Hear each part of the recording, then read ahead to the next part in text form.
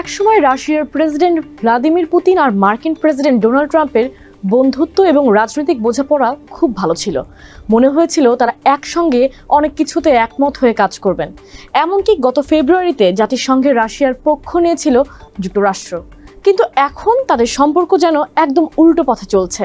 সম্প্রতি ব্রিটিশ সংবাদ মাধ্যম বিবিসি এই বিষয়ে একটি প্রতিবেদন প্রকাশ করেছে।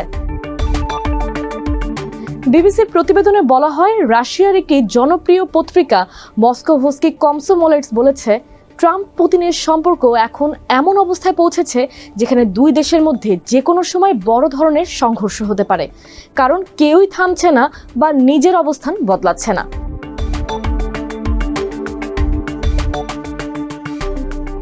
ট্রাম্প বারবার বলা সত্ত্বেও ইউক্রেন যুদ্ধ থামাতে রাজি নন পুতিন, বরং তিনি আরও আত্মবিশ্বাসী হয়ে যুদ্ধ চালিয়ে যাচ্ছেন এবং একে রাশিয়ার বিশেষ সামরিক অভিযান বলেছেন।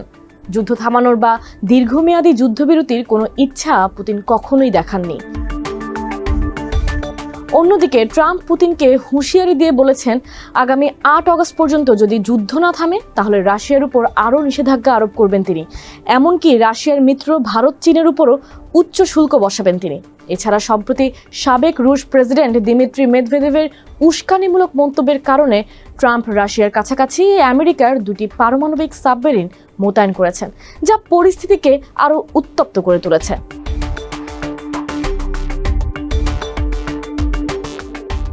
ট্রাম্পের হতাশা তখন থেকেই বাড়তে থাকে যখন তিনি বুঝতে পারেন পুতিন শান্তি চান না, তিনি বিজয় চান। ট্রাম্প ইউক্রেনের শহরগুলোতে রুশ হামলাকে ঘৃণ্য ও লজ্জাজনক বলে মন্তব্য করেছেন। তিনি পুতিনকে লক্ষ্য করে বলেছেন, তিনি ইউক্রেন ইস্যুতে অনেক বাজে কথা বলছেন। এরপর তিনি একবার 50 দিনের সময়সীমা বেঁধে দেন, এরপর সেটিকে কমিয়ে 10 দিন করেন।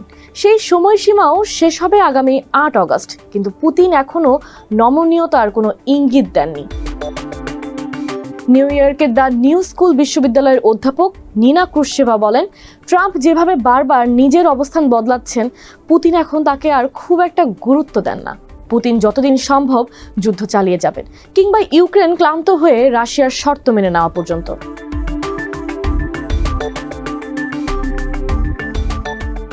এই পরিস্থিতিতে ট্রাম্প নিজেকে একজন দক্ষ মধ্যস্থতাকারী হিসেবে প্রমাণ করতে চান। শোনা যাচ্ছে উইটকফ আবার মস্কো যাচ্ছেন। এবার হয়তো তিনি হুমকি নয় বরং লোভনীয় কোনো প্রস্তাব নিয়ে যাচ্ছেন, যেমন যুদ্ধবিরতির পর অর্থনৈতিক সুবিধা। স্টিভ উইটকফ পুতিনের সঙ্গে ঘন্টার পর ঘন্টা বৈঠক করছেন। একবার বৈঠকের পর পুতিন উইটকফকে ট্রাম্পের একটি ছবি উপহার দেন, যেটা হোয়াইট হাউসে পৌঁছে দেওয়ার কথা বলেন। ট্রাম্প নাকি এই ছবি পেয়ে আবেগপ্রবণ হয়ে পড়েন, কিন্তু সেই আবেগেও চাপা পড়ে থাকেনি ট্রাম্পের চাওয়া। তিনি চান পুতিন যেন কোনো শর্ত ছাড়া যুদ্ধ একেবারে বন্ধ করে দেন। তবে পুতিন তেমন কিছু ভাবছেন না। এখন তিনি যেহেতু যুদ্ধক্ষেত্রে এগিয়ে আছেন, তাই আরও আত্মবিশ্বাসী হয়ে উঠেছেন।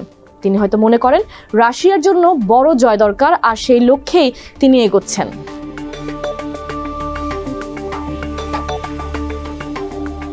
এখন একটি প্রশ্ন উঠছে, পুতিন কি রাজি হবেন?